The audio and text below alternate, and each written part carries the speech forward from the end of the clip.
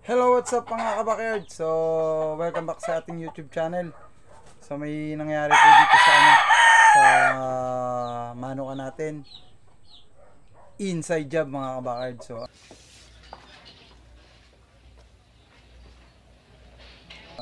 yung inside job, bali tatlo po yung nadali sa atin mga kabakyard. So, pakita ko po sa inyo kung ano po yung sinasabi kong inside job na nangyari dito mga kabakyard. So nakakalungkot. So ganun talaga mga kabakyard. Part talaga rin talaga ng pagmamanok yung mga ganito mga kabakyard. So let's go, tara mga kabakyard. Pag-uusapan natin mga kabakyard yung nangyari dito sa aking manukan. Like a Hellcat.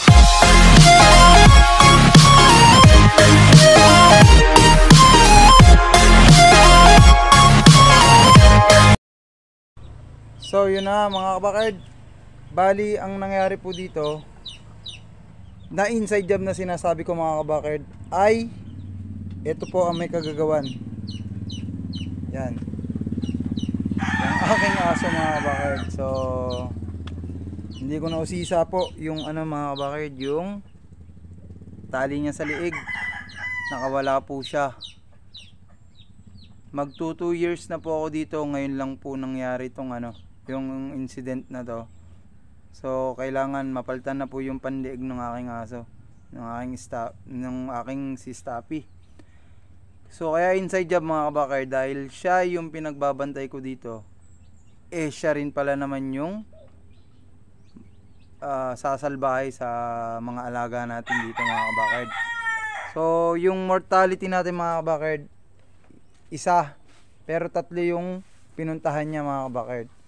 So alin ba yung mga kabakyard, yung nandito mga kabakyard na McLean hatch na early bird local po natin. So yun, sayang na sayang talaga yun mga kabakyard. Ay ang galing pa rin naman, ang galing pa naman nun. Although wala tayong magagawa. Kagabi pa pala siya nakawala. Kung kaninang umaga lang siya nakawala, abot ko pa yun, hindi yun magkakaganito. So hindi naman ako agad na i-chat dito sa kapitbahay, at wala naman yung mga tropa nating mga kabataan dito sa kabila, kaya nangyari yung ganong insidente. Tapos mga kabakyard, siya yung yung namalmaan, siya yung mortality natin mga kabakyard. So wala na siya. Goodbye na kay kay McLean. Tapos yung binubroodcock po din natin na tag dito na Gilmore McLean, ito naman nung umaga yata siya na napuntahan. So katabi lang ito ni Stappy nung umaga niya pa napuntahan, kasi yun gabi na tumba yata yung yung hapunan, kaya ganun. So pakita ko sa inyo mga kabakyard kung ano yung sinapit na nung ating McLean na Gilmore McLean. So medyo na mga kabakyard, siya, hinang-hina po siya. Ito mga kabakyard siya. So chinek ko naman yung katawan niya, may mga galos siya. So hindi ko na masyadong ipo-focus mga kabakyard. May galos, yung para bang para ba siyang napaaway talaga ng malma. So ganun yung sinapit niya kay Stappy. So wala hindi natin na-check talaga yung belt niya sa liig. So ito yung naging kapalit mga kabakyard nung hindi ko pag-check. Almost 2 years na rin kasi yun. So mali ako yung may pagkakamali. At yung pangatlo mga kabakyard, ito po yung ating brood stag po na white gold.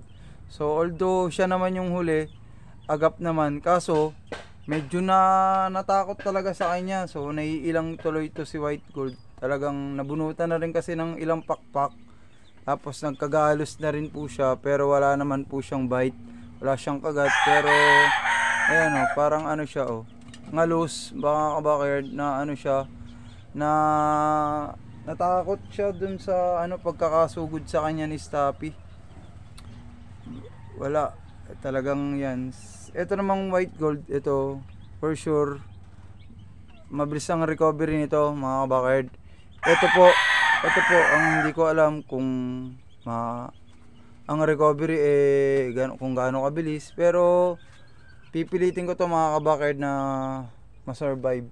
Lahat gagawin ko dyan paraan para masurvive ko yan mga kabakard. Buti na lang mga kabakard, itong ating Thomson White,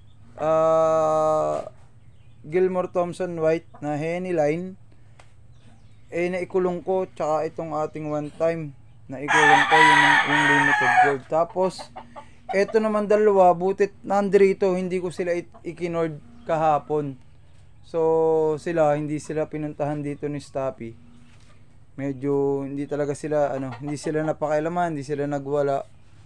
Kasi nagtiwala ako dun sa aso ko na hindi siya gagalaw ng ng mga naka-cord natin. Kasi subok ko na siya dun dati sa sa kabilang manukan.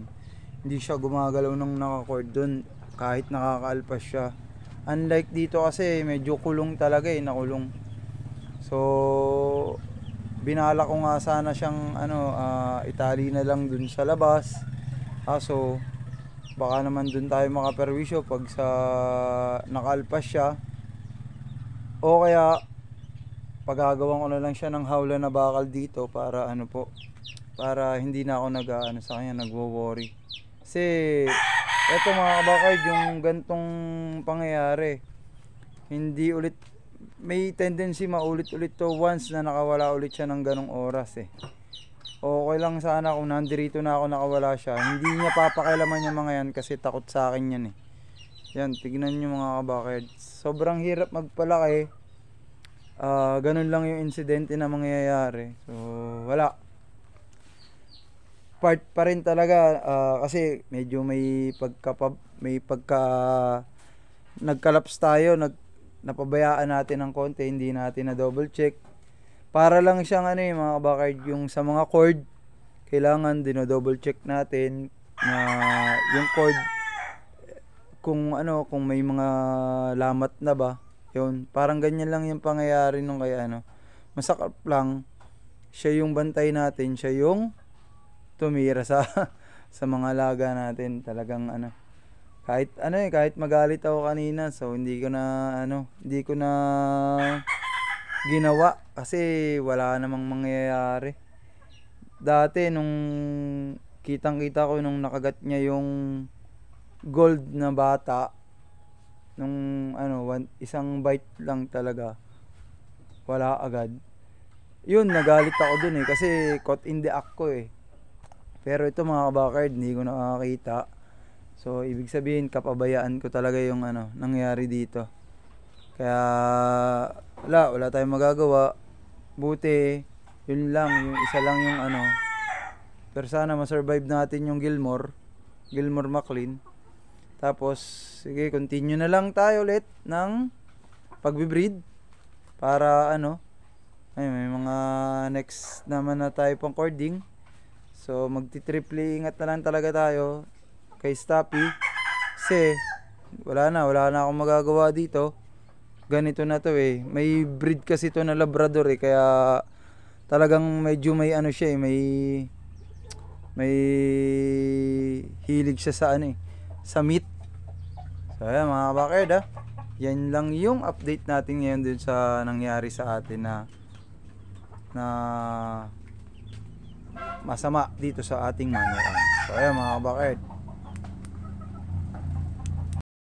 And that's it po mga kabakard. So yun na nga, wala na tayong magagawa doon sa ganong sitwasyon, sa ganong pangyayari.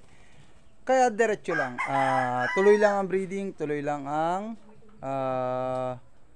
pag-aalaga ng ating mga warriors. So hanggang dito na lang at kita-kits po sa next episode ng One Backyard at ingat-ingat po lagi. God bless and have a nice day. Bye!